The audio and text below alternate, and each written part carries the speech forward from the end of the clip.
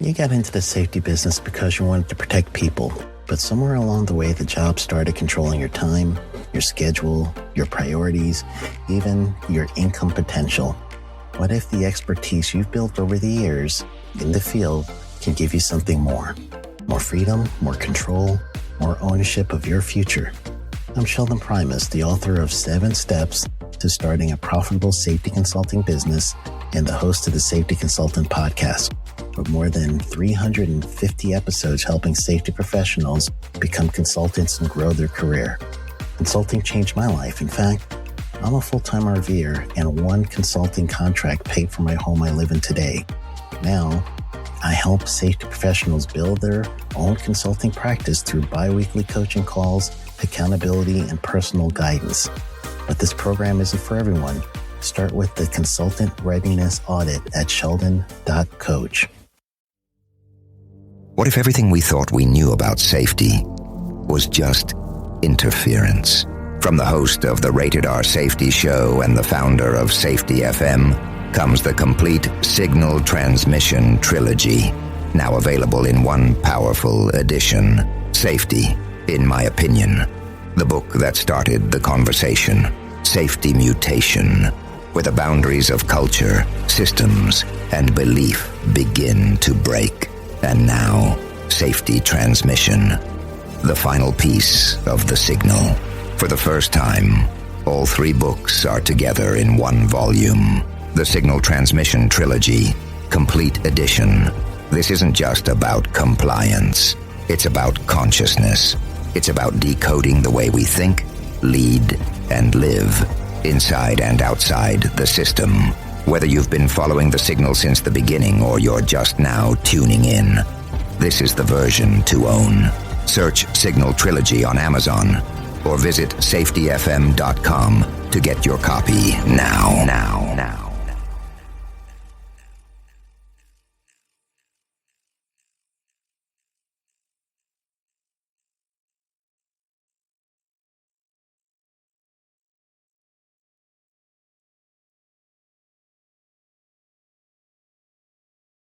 Stories we share, since we are not directly involved with these stories, at least not most of the time. Enjoy the show. This show is brought to you by Safety FM.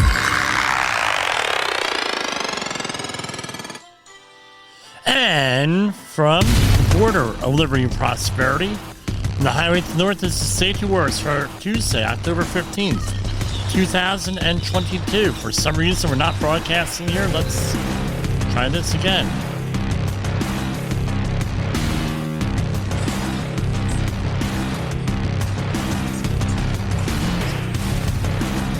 Okay, hold on.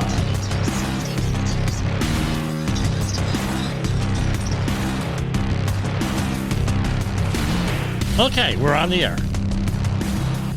Don't ask me what happened there, folks.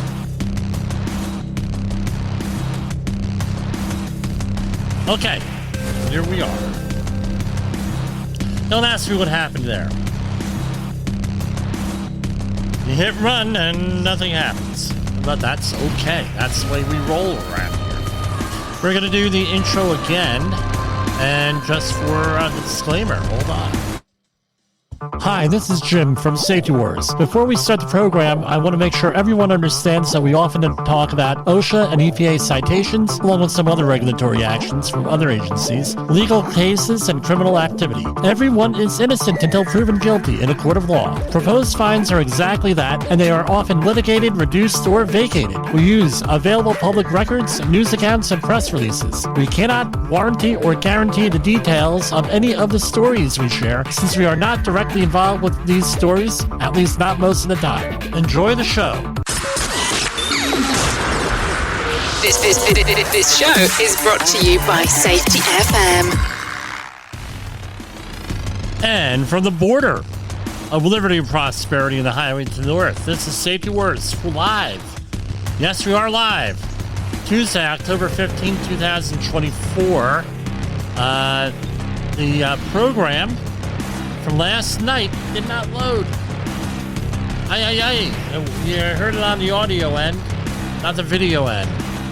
So I don't know. We're So you're going to get tomorrow, the October 14th program. I wanted to point out something here, and I'm doing a couple of promos today, doing some editing, things of that nature. Right? Vindication felt very good. So for the people who were listening last night, we have played a clip of former President Bill Clinton talking about the population and population crisis, and on immigration, whether it's illegal or legal. Guess what? He was talking about it, saying stuff that we have been talking about for a long time here on Safety Wars. So I have a little bit of vindication. You don't get it too often here, and as you know, I try to stick to the mainstream news. All of our news stories here are from mainstream news. Very little of it is from alternative views, unless I am personally familiar with this situation. I don't normally give you anything from out there. So we use EPA reports, OSHA reports, and things of that nature. And you know that I'm using that because I'm usually screen sharing those because they're open source, right? So I want to point that out. Now, as vindication, and yes. And yes, we are not being interrupted here with the other stuff. So what's going on today? So we're getting bombarded with election stuff constantly. Over here we are in, and I don't know if the rest of the country is like this. So for the New York market, we get all of northern New Jersey, we got New York, we got Metro New York, including sometimes Connecticut here. And now with the apps on the TV, right, whether it's going to be Hulu, YouTube, something else, those are the two big ones, and all of the alternative stuff, you may get stuff that's hyper-local and never see anything else. But for us, it's been constant. This race, this person's good, this one's bad, this one's evil, this one's not evil, this one's wonderful, this one's not wonderful. And I want to point out something for you. One of the politicians here is running for Congress, and he is talking about the East Ramapo School District. He graduated the East Ramapo School District. I'm not going to comment on it other than say this. You go over to Google or your favorite search engine and Google East Ramapo, New York School District. And my one question for that candidate is, you graduated that school district has massive issues now. What's your opinion on it? It's my question. And with the other candidate, that's my question to you. What are you going to do about that school system? You say, well, Jim, that's a local issue, not a federal issue. Things have gotten so bad over there with some of the things. I think that it probably should be a federal issue because the state ain't doing nothing there with that. All right, so that's number one. Number two is this. Both the other candidate shying away from the issues. Why aren't you going out there and addressing the issues? Stop with the rhetoric. You should have been, right, if you would have been educating the voters on the issues. This goes for both political parties, not only one who's in office now, all along. Maybe we wouldn't have to have all this rhetoric out there and all this hyperbole and rhetoric. My opinion, right, with that. And the reason why they do it, why do they do it? Because it works.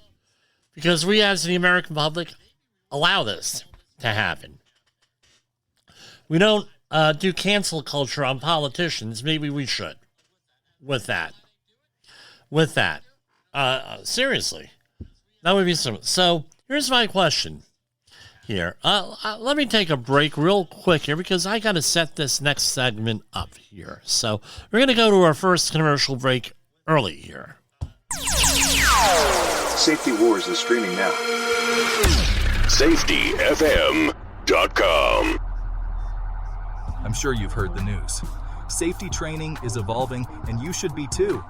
Outdated safety training isn't just boring, it's dangerous.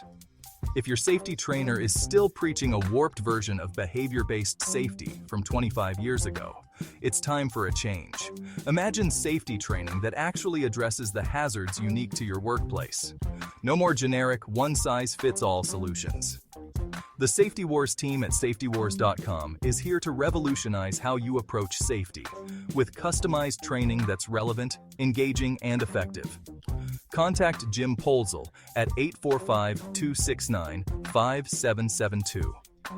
Remember, if you're receiving this message, you are the solution to unsafe workplaces. Say goodbye to outdated safety training and hello to a safer, more productive environment. Visit SafetyWars.com now.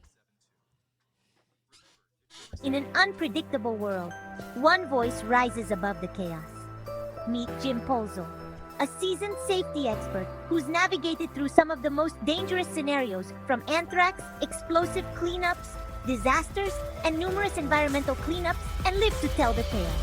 Now he's bringing his wealth of knowledge, insights, and experiences to you through Safety Wars.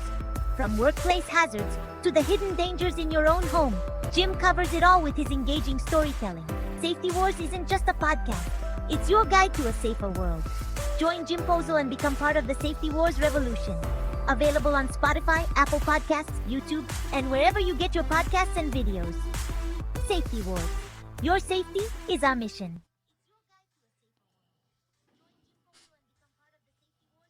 In a world where danger lurks in every corner, one man stands as a beacon of hope. Jim Polzel, a veteran safety expert with over 3 decades of experience, now bringing his knowledge to you with Safety Wars. Engaging, informative, and always relevant. That's Safety Wars. Join the safety revolution with Safety Wars, available on Spotify, Apple Podcasts, YouTube, and wherever you get your podcasts and videos.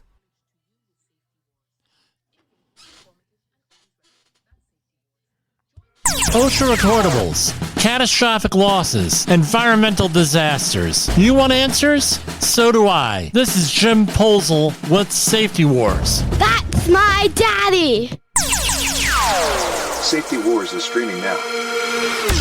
SafetyFM.com.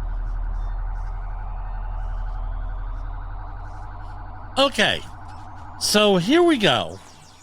Here with, and this is off of Wikipedia here. Some of the information here. So you can go and look at this. This is members of Congress by wealth ranked.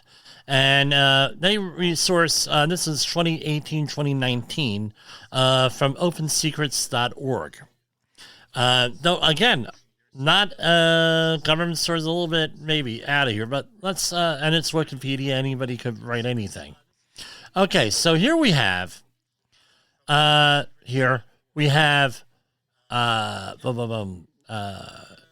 try this.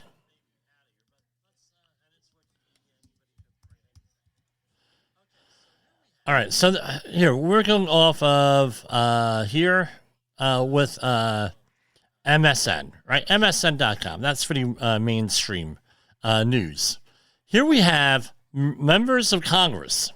Here we have a Democratic member of Congress who's getting paid $174,000 a year from Congress, but she is worth $252.6 million. All right? Here we have, on the other end, opposite party, a senator, $234.42 million. Here we have another one here, $546.95 million. All right, going down. Another one here, opposite party, $246.22 million. All right, and it goes on and on and on. So we have all these millionaires in Congress here. All right, and when they get out of Congress, they're worth even more. So my question is this. Right now, according to some statistics, we're paying $11,300 more per year for household expenses. Not my family, but all, averaged out. And some people more, some people less. My question is this. No, they're talking about inflation, and inflation is inflation's under control, blah, blah, blah, blah. Inflation's out of control, blah, blah, blah. That's not what the problem is inflation. It is a part of the problem. Part of the problem is, okay, inflation is lower now, but we're still paying all this money.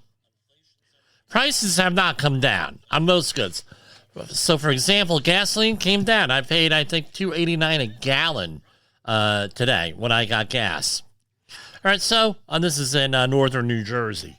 But, so my question is this.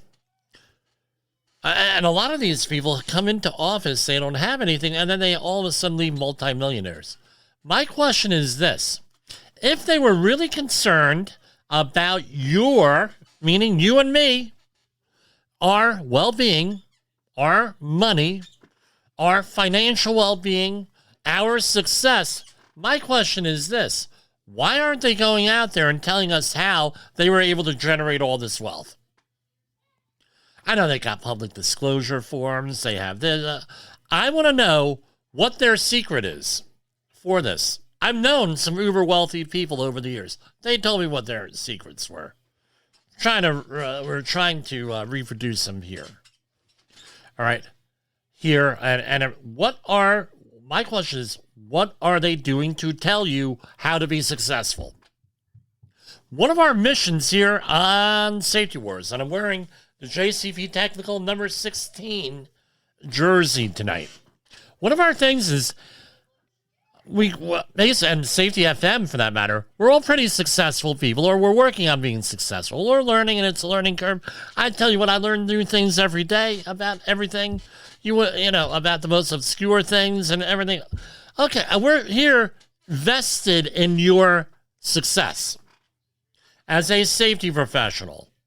And if you're not a safety professional, as some other professional, as a worker, as a supervisor, as whatever, member of the public who had no idea about this thing called OSHA that governs all of their jobs, and at least half of the people in this country are working here, so it impacts them. And if they're not working, they know people are working. These laws and everything impact them.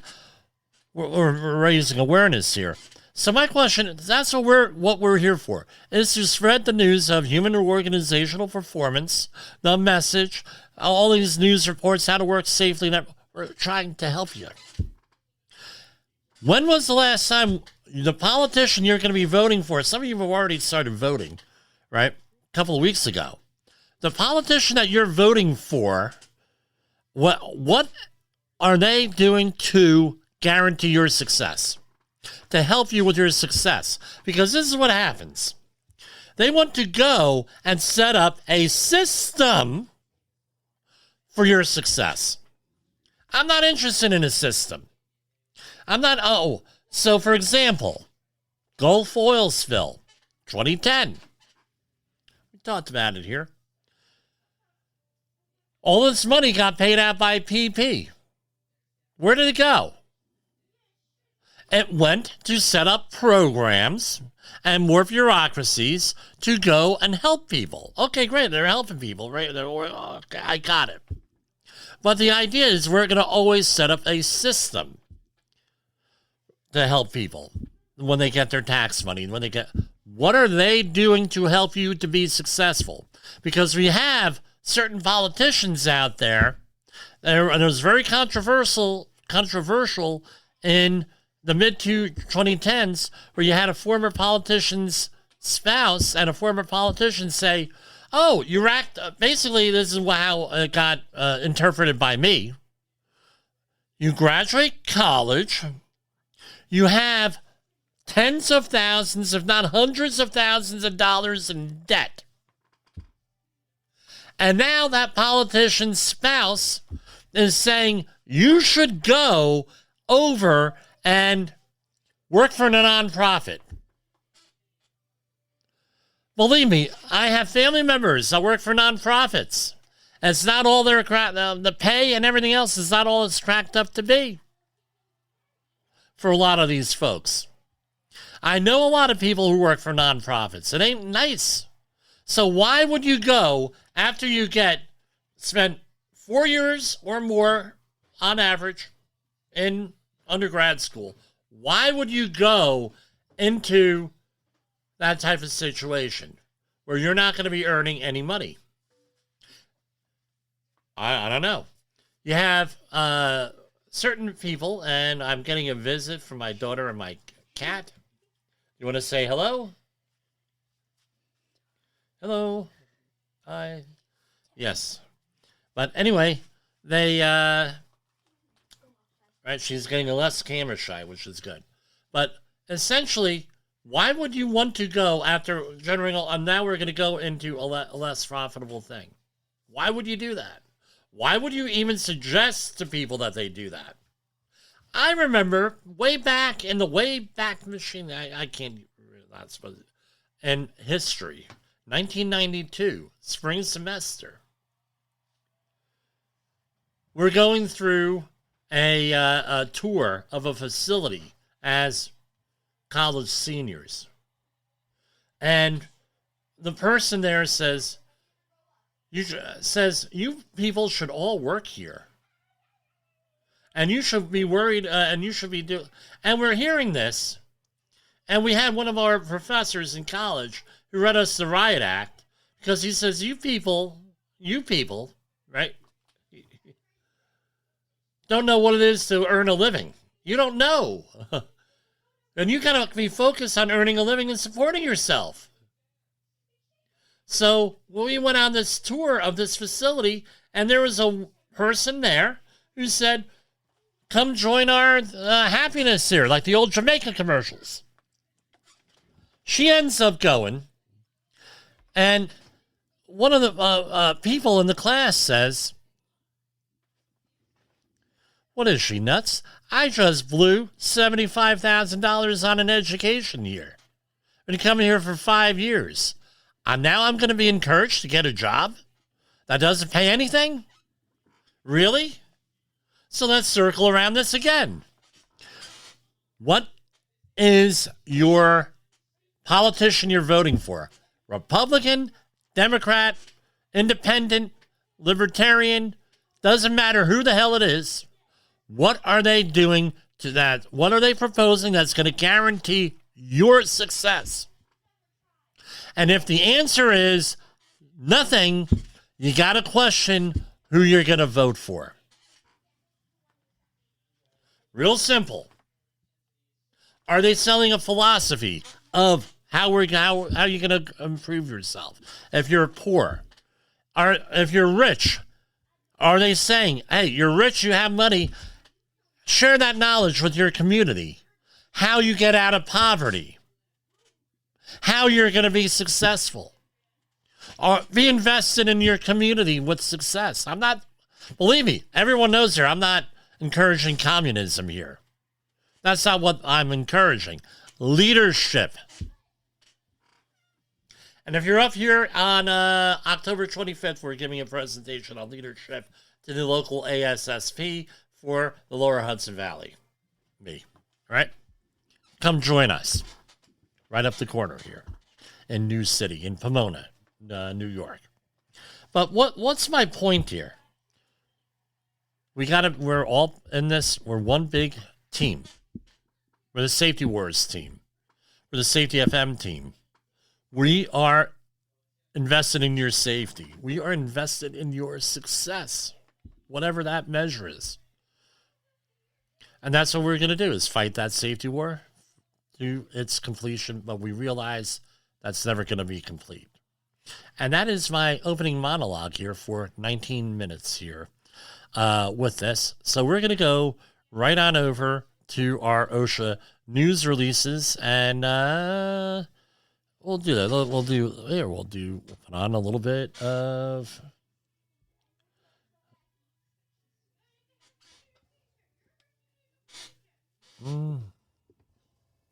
nothing. Aye. Music is not coming through. Hold on. There we go.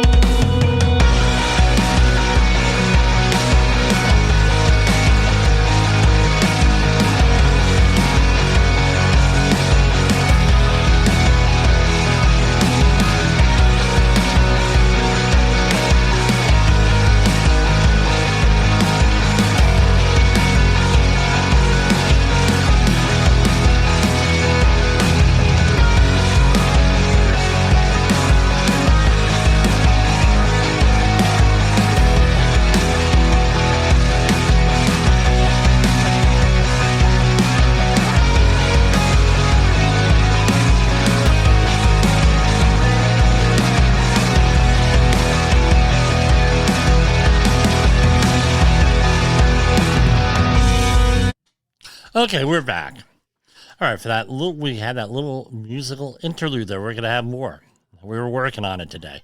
And this is a story off of the Department of Labor website. Federal judge orders a company reinstating a $453,000 payment for a pair of employees illegally terminated after raising safety concerns. So if you are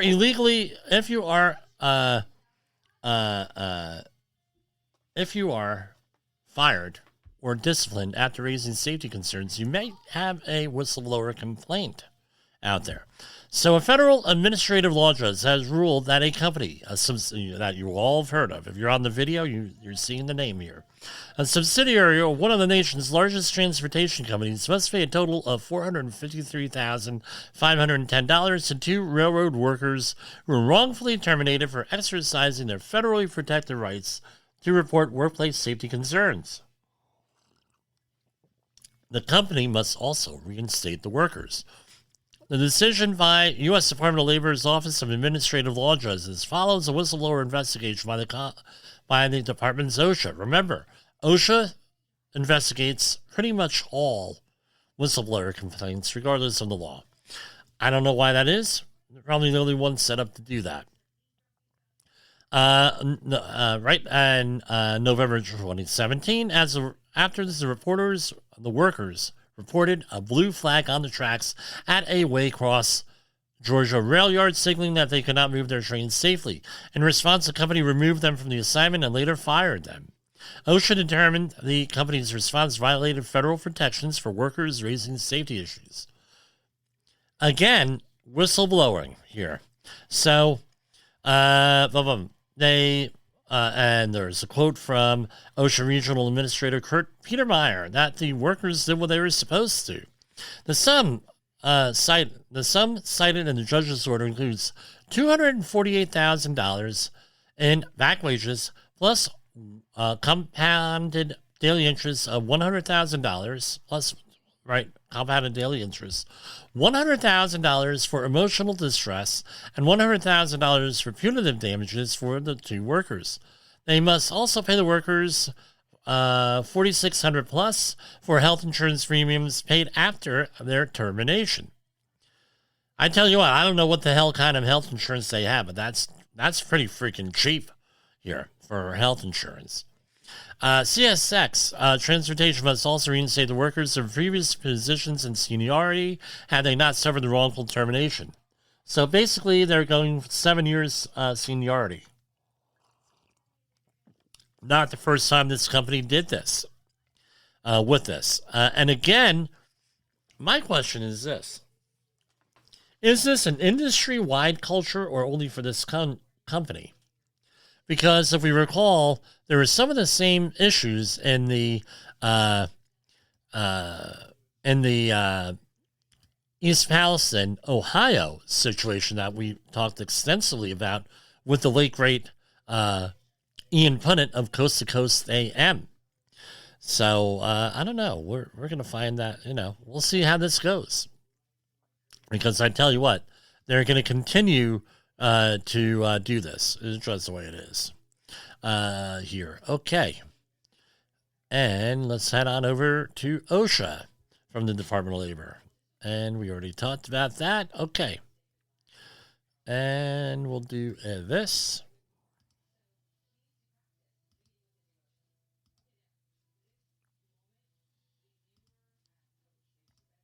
So the U.S. Department of Labor urges Florida emergency response workers and public to recognize and avoid hazards created by hurricanes Milton and Helena. Or Helena, right? Again, in a storm's aftermath, and we're going to talk about this again, those involved in response recovery must do the following. Evaluate the work areas for hazards, assess the stability, ensure fall protection when working from elevated surfaces, assume all power lines are live, whether they're live or dead, assume that they're live, operate chainsaws, proper portable generators, ladders, and other equipment properly, and use PPE, such as gloves, right, probably leather gloves, that, or better yet, cut-resistant gloves, or better yet, hire us, and we'll help you train you making the right decisions Hard hats, hearing, and foot and eye protection. Again, that's right from OSHA from October 10th. And here we have, this is from the 9th of October.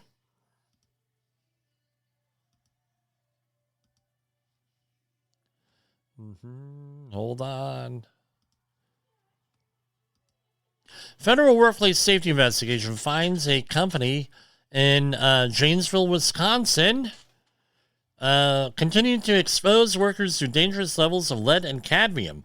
A follow-up inspection by federal workplace safety investigators in April 2024 found a Janesville recycling company continuing to expose workers. Basically, lead and cadmium. They're requiring an industrial hygiene audit here and biological monitoring every 6 months. And do we have an actual thing here? Nope, we do not. So, EPA today here.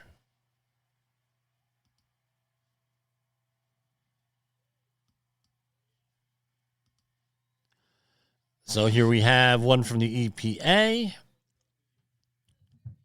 Hold on right here.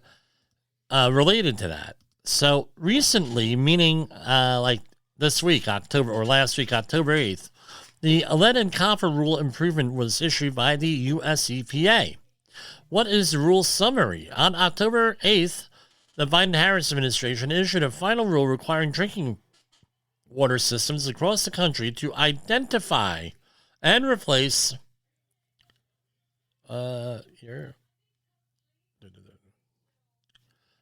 identify and replace, yes, I can read, lead pipes within 10 years.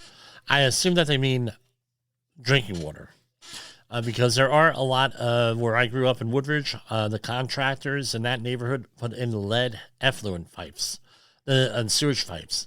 The lead and copper rule improvements, LCRI, also require more rigorous testing of drinking water and a lower threshold requiring communities to take action to protect people from lead exposure. In addition, the final rule improves communication within communities so that families are better informed about the risk of lead in drinking water, location of lead pipes, and plans for replacing them. This final rule is part of the president's commitment to replace every lead pipe in the country within a decade. Good thing. Again, this is a system that is good here. All right, so here is the general information. All right, and for the first time, the vast majority of water systems will be required to replace lead service lines within 10 years. Lead service line replacement within 10 years is achievable. We'll see what happens. The final rule supports ongoing efforts to locate existing lead pipes, and the final rule strengthens tap sampling requirements, meaning tap, meaning the faucet, right? And some technical information here. For sites with lead service lines, water systems are required to collect and analyze the first liter and fifth liter and use the higher of the two values when determining compliance with the rule. What the idea here is this, and when you're sampling lead, normally you want to do a from first thing in the morning. Because what happens is the water sits in the pipes all night, and if it's slightly acidic, especially if it's slightly acidic, lead might get leaches out of the lead pipes into the water. So when you sample that first water, that's when you're going to get the highest amount of lead in there. So they want the first liter sampled and the fifth liter sampled on there. So what the idea is run the first and then fifth liter. What they don't want people to do is this, all right? And they're trying to have a graph there usually, first and fifth, my understanding of this. Now, what they don't want, and this is often what companies do, people do. Remember, who's watching you? Nobody's watching you, right? Nobody's watching what you're doing if you're sampling. So you are on the ultimate honor system for that. Right? With that. Basically, nobody's watching you. Now you have to, okay, hey, nobody's watching me. We're looking back at what I was looking for a prop that I had here, but apparently it's not here. So, so what happens is people end up purging the pipes. They'll run those pipes for 2-3 hours sometimes. I've seen the bigger systems to purge the pipes to make sure there is no lead in there. And then they'll sample and they'll say, oh, look at this. There's no lead in your drinking water. Don't believe me? Why do you think I don't do that work anymore? It's because I cannot compete with people. Pardon me.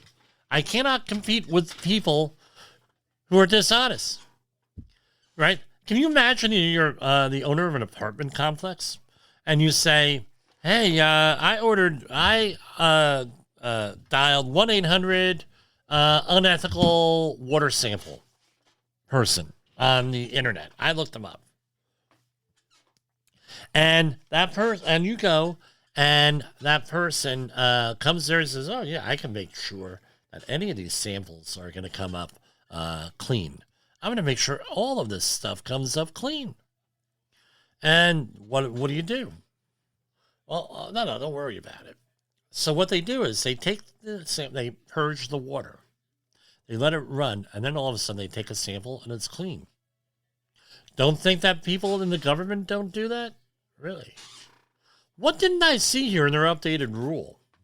I didn't see removing sovereign immunity from people who mismanage lead, like we've had over the last 10 years, where we have politicians making decisions to, like in Michigan, to increase lead, and that in effect increases lead in the pipes, which causes, you could Google it here.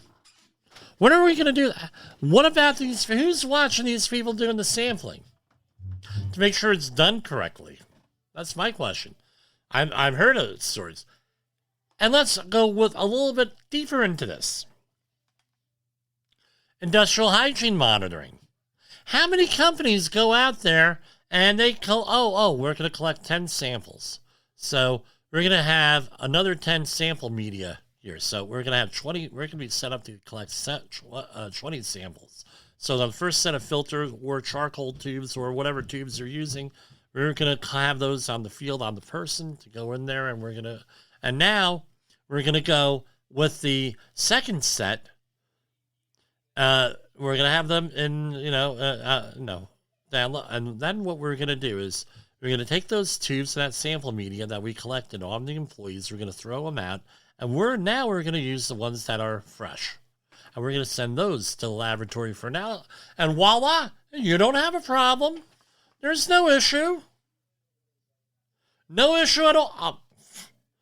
Headache. Who cares? You got a headache, a little headache. Hey, I have I have a wife that I don't get along with either. She gives me plenty of headaches. Oh yeah, that's the kind of stuff that goes on in the field. Because why? Why do we have Safety Wars? Why do we have Safety FM? To point this stuff out to you, the worker. Not to tell you how to circumvent OSHA regulations, but if you're a worker and whatever, this is the kind of stuff that goes on in the back alley here, in the back office here at a lot of companies. If I didn't see it for myself, I wouldn't be talking about this because we were doing this long enough. So my question to the EPA and all these nice EPA people is, how are you going to guarantee that these samples are collected properly? The Heartland Institute back in the day, I'm not familiar with them now, used to document all of these situations like I just outlined to you. Oh, yeah. Oh, yeah. And know what happened to the government employees who were lying? Not a damn thing. They promoted them to a better out of that position. Where I'm dealing right now, I'm getting texts here and everything else. I'm dealing with stuff right now at one of my projects where we're dealing with people who don't know what the hell they're doing on the government end. It's not OSHA. I'm not bad-mouthing OSHA. All right? But, I mean, they don't know. And it's like, you're looking out for safety and you don't know what the hell's going on? Really? And believe me, that goes on and on and on in 32 years. The final rule includes additional requirements to reduce exposure to lead in drinking water and communicating transparently and frequently. So we're going to be, with that. Right? So federal funding, and again, that bipartisan infrastructure law. That always ends up creeping into all this stuff here. EPA, and along with these other things, water infrastructure, finance, innovation, WIFIA, and the WIN, Water for Infrastructure Improvement, National Act, and all these other programs, the EPA is announcing $2.6 billion in newly available drinking water infrastructure. Now, here's my question for you. The curators of these facilities also, are they going to be outed here for not managing their facility correctly? For supplying lead in drinking water to their constituents? EPA estimates that on average each year all these programs are going to protect up to 900,000 infants from having low birth weight, which then puts them at higher risk of longer and more expensive hospital stays after birth. Prevent ADHD in 2,600 children, reduce 1,500 cases of premature death from heart disease, I imagine by adults, prevent up to 200,000 IQ point loss in children. Didn't we have an issue come up on study finds last week? I don't think I shared it on the air, on fluoridated water and its impact to IQ points. And now the politicians are now paying attention. It went from the conspiracy theory to something else. All right. Now, here's the question here. The supply districts that are supplying the dirty water for... Now, lead's been known about lead poisoning for a lot of time. You want to pick up a book? Poison in the Pot by Wadeen is the guy's name. All right, I got it upstairs. Great book. Talks about this. That was written in the late 70s, I want to say 1978, 79, in there. Goes into the whole history of this. This has all been going on for a long, long time with lead. All right? With this. Now, I had a friend who worked in the public health service. And he told me the story how they came up with this lead action level. The inside story. He worked for the public health service before there was an EPA. He's an old timer. Basically, what happened was somebody made a phone call to one of his colleagues, and that's what the level should have been. And he just threw out a level, and that's all automatically. They threw some legalese behind it. The procedure, that's what the level was. They didn't know what they were doing. He was one of the people, Bill Parker, who was, he passed away a long time ago. If he's still alive, he's in his hundreds, well into his hundreds. All right. He was part of the public health service, and they were developing the national ambient air quality standards. That was his job, was in development, and he was one of the field guys sampling for those. And he had impingers out there and everything. He was explaining it to me. It was all very fascinating. This is about 20 years ago. More than that, 30 years ago. So, guy must be well over 100. But anyway, interesting gentleman there with this. And again, what are they doing to the people, the politicians that knew that this was here, right, going on, and they did nothing? This sounds like the old, what I shared here about Cliffwood Beach in New Jersey and Morgan, New Jersey, part of Sayreville, where they went with lead-contaminated slag and built jetties and put it on the beach and everything else after the company that they got it from said, don't do that. Now, again, everybody got away scot-free. Everything's great. No problem. Here. Isn't sovereign immunity wonderful? Okay. Here we have the rumors here. The EPA, FEMA.gov, issued a rumor thing where they said, don't believe rumors. And let's get that up for you right here. So with this, why are we using this platform? We're using this platform because I cannot get the other one to stop echoing. Thought I had it figured out. So when I get it figured out, we're going to do it again. Hold on here.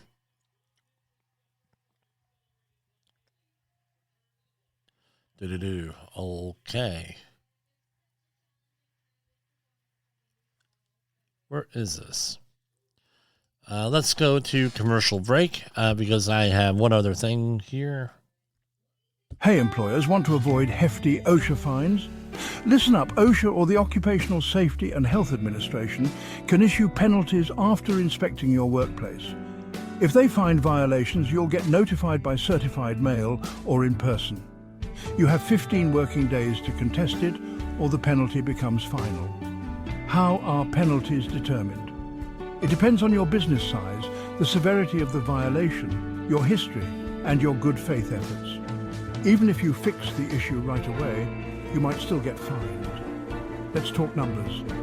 A willful violation can cost between $11,524 and $161,323. Repeated violations hit up to $161,323. Serious violations can reach $16,131. And, other than serious violations, can also cost up to $16,131. If you fail to correct a violation, it's $16,131 per day. Lastly, missing a posting requirement? That's another $16,131. Stay informed, stay compliant, and keep your workplace safe to avoid these costly penalties. All right, so here we are back. Man, that guy sounded, I don't know what kind of music that was on there. I got to change that one. So here we have the hurricane rumor response. And again, a lot of rumors going out there with these things. Again, remember, people are cut off from their cell phones. People, most of the time, people get, they use this thing for finding out information now. And they're cut off from there. They're cut off from TV. What do they still have, though? They have AM radio, which the government, there's a bill in Congress right now to save AM radio. And guess what? Wouldn't that be useful, those AM radios nowadays, to get accurate information? So this is from the FEMA.gov website. Hurricane rumor response. Rumors and misleading information can spread quickly after any disaster. Following Hurricanes Helene and Milton, we have seen many rumors that have the potential to seriously hamper storm response efforts or prevent people from getting assistance quickly. Help keep yourself, your family, and your community safe by being aware of rumors and scams and sharing official information from trusted sources. Do your part to stop the spread of rumors. 1. Find trusted sources. 2. Share information from trusted sources. And 3. Discourage others from sharing information from unverified sources. So, rumor number 1. FEMA pulled out of hurricane-affected areas in North Carolina due to threats. This is false. While taking steps to ensure the safety of our staff and the people who are trying to help, we continue to support the communities affected. Again, desperate people often do desperate things, and we don't want our emergency workers getting threatened or getting hurt or killed. Again, what they did was there was a threat in North Carolina. We made the decision to shift from sending FEMA disaster survivors assistance teams into neighborhoods to knock on doors, to stationing teams at neighborhood locations where they could still meet and work with the disaster survivors. So, a little bit of inside baseball here. I am a member. I'm a member of the lowest level of official emergency response that you can have, which is community emergency response teams. What is part of that training? That part of that training is to go out and do interviews in your community. What the idea is to have members of every community spread out this way. People know you. It's not that far of a walk, blah, blah, blah. And you're going to do a community assessment. This is all part of what the process is. So we are able to better ascertain what the damages are. So, for example, during Superstorm Sandy, we lost out on a lot of aid here in Rockland County, because what happens is we did not have community assessments. So they said, well, let's go out and have community emergency response teams go out there and do assessments. So what ended up happening was, you're able to commingle funds. Let's say I don't meet the threshold here in Rockland County. However, to the south, we have Bergen County. To the east and north, we have Orange County. Guess what? Now we could commingle applications with Bergen, Rockland, and Orange County. And let's say we're not in there. Then we could go over to the next county. And we're able to build this up regionally. You can't do that without a community assessment. And I'm sure that things are still pretty much the same. Maybe the thresholds have changed. Maybe certain policies have changed. But that's when I went through the training, that's what they talked about. So these community assessments, you're thinking, well, they're not helping anybody. Yeah, they are. Because you're going to be eligible for certain resources from the government depending on that stuff. And by the way, you don't want your taxes to go sky high because people the local community has to foot the bill for some stuff. You don't want that. So that's what the idea is behind that.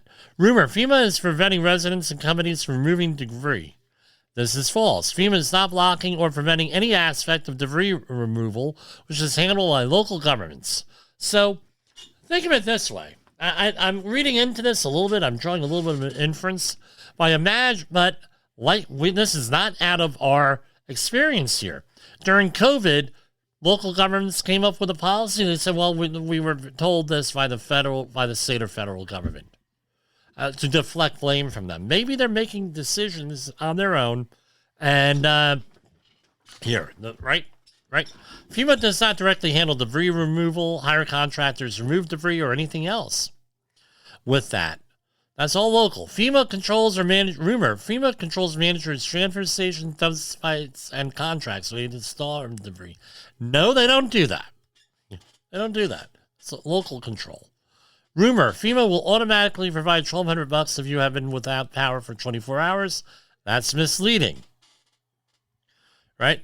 You may be eligible for all different types of stuff. I shared our experience here from a couple years ago.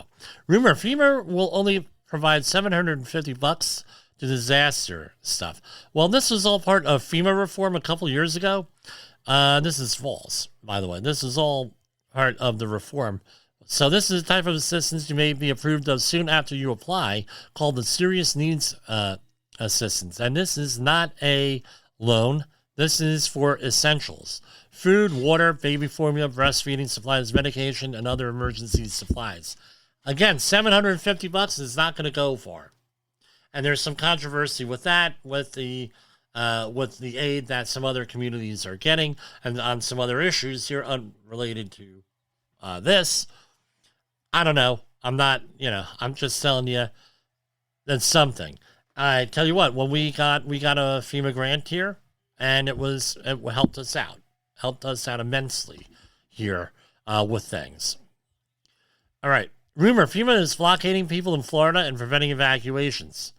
FEMA does not control, that's false. FEMA does not control traffic flow. Now, with that, again, that's all local stuff. Maybe they're deflecting things to FEMA. Yeah, we're doing this. FEMA provides loans to disaster survivors. Only provides disaster. Well, okay, I can be a wise guy here. If you didn't survive the disaster, you're not going to need a loan. Your family might, but you're not going to need one. Again, if you're getting a grant, it doesn't have to be paid back. If you're getting a loan, that's handled by the Small Business Administration with certain requirements, if you meet their thresholds, and everything else. Rumor, applying multiple times for disaster assistance will speed up the process of being approved. No, it's one time per household. With that, and with the documentation that you have to supply, I can guarantee you that there's enough in there. I can't guarantee, but I can pretty much guarantee you, right, that there's enough fraud procedures in place to prevent fraud. And rumor, the FAA is restricting access to States for Helen Rescue and Recovery. FAA is not restricting access for recovery. FAA is coordinating closely with state and local officials and everything else. Now, I have a little bit of information on this. I had a listener contact me, and we talked about this. So there are, and believe me, it was an impeccable source I have from this. So you're in, and I know Elon Musk and Starlink, there's something there, and they had to negotiate. Right. This is all called logistics. You have to get the aid to where it's needed the most in these things. Public health, as we found out during the COVID, is not a pretty process, not a pretty subject. You have to make certain decisions that may not be popular, may not be nice, may not be anything. So you have to make decisions. So logistically, what's going on? And you gotta, right? So, for example, people were dropping off supplies where they already got supplies in private vehicles, private helicopters. Areas that were completely cut off that were already served, and they were neglecting other areas that needed the supplies. So this is a logistics type of situation. So FEMA, imagine there are a lot of areas where you can land a helicopter, a small plane, or whatever in the wilderness areas of Carolina. Right. And, there's an airfield. Let's go there. And before you know it, it's like a private airfield. Or it's an inappropriate, and they're like, we're all loaded up with crap here. Well, we can't take off with all this stuff on this road. Now we got to leave it. And now you have, this is what happened, the kind of stories you hear, like in Puerto Rico a couple years ago, where all this water was out there, bottled water laying out there in the hot Puerto Rican sun. Well, what the hell? Well, didn't make it to where it was supposed to go. Didn't make it where it needed to go. Again, they're trying to coordinate things and resources where it needs to go. It's a logistics type thing. And I know a lot of people in logistics. It's not a fun thing. And plus you have a JO, right, out in Tennessee that's slashing tires of response people. And you got crimes, and you got again, they're dropping things off. Well, what's the security? What if we had like the Escape from New York movie there going on with all different security? I don't know. All this stuff is there. It doesn't help putting it in the rumor mill. What we're here is understanding, patience, factual information, experience with this stuff. And that's what we're about here with Safety Wars. And I want to thank everybody for going out there and listening and bearing with me and all the craziness that I do out here. And we will see. We have a family event tomorrow night. So I will most likely not be on the air. If I am on the air, it's going to be a pre-recorded program for the podcast, not live here on Safety FM. We have to see how things work out. So we're going to mosey on over to our patriotic music, and we're going to be adding to our music selection here in the next couple of days. You're going to love it. You're going to love it here. I promise. Here. And yes, Jay Allen, it's all royalty free here. So for Safety Wars for October 15th, 2024, and my last day at 53 years old, that's a family event. The last event at 53 years old, the last day, the last broadcast at 53, this is Jim Posel. We'll see you later in the week. God bless.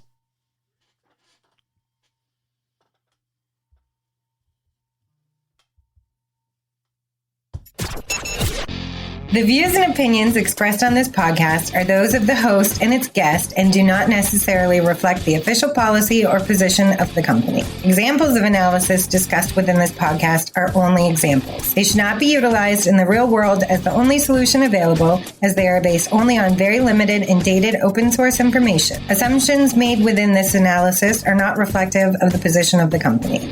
No part of this podcast may be reproduced, stored in a retrieval system, or transmitted in any form or by any means, mechanical, electronic, recording or otherwise, without prior written permission of the creator of the podcast, Jay Allen.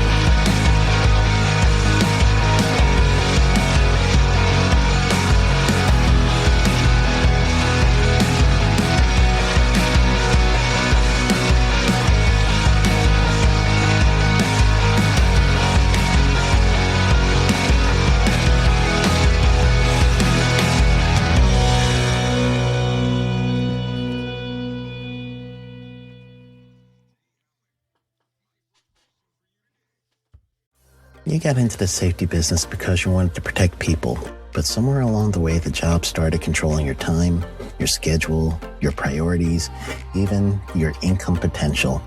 What if the expertise you've built over the years in the field can give you something more? More freedom, more control, more ownership of your future. I'm Sheldon Primus, the author of 7 Steps to Starting a Profitable Safety Consulting Business and the host of the Safety Consultant Podcast, with more than 350 episodes helping safety professionals become consultants and grow their career. Consulting changed my life. In fact, I'm a full-time RVer, and one consulting contract paid for my home I live in today. Now, I help safety professionals build their own consulting practice through bi-weekly coaching calls, accountability, and personal guidance. But this program isn't for everyone. Start with the Consultant Readiness Audit at sheldon.coach. What if everything we thought we knew about safety was just interference? From the host of the Rated R Safety Show and the founder of Safety FM comes the complete Signal Transmission Trilogy, now available in one powerful edition. Safety, in my opinion, the book that started the conversation. Safety Mutation, where the boundaries of culture, systems, and belief begin to break. And now, Safety Transmission, the final piece of the signal. For the first time, all 3 books are together in one volume. The Signal Transmission Trilogy, Complete Edition. This isn't just about compliance. It's about consciousness. It's about decoding the way we think, lead, and live, inside and outside the system. Whether you've been following the signal since the beginning or you're just now tuning in, this is the version to own. Search Signal Trilogy on Amazon or visit safetyfm.com to get your copy now.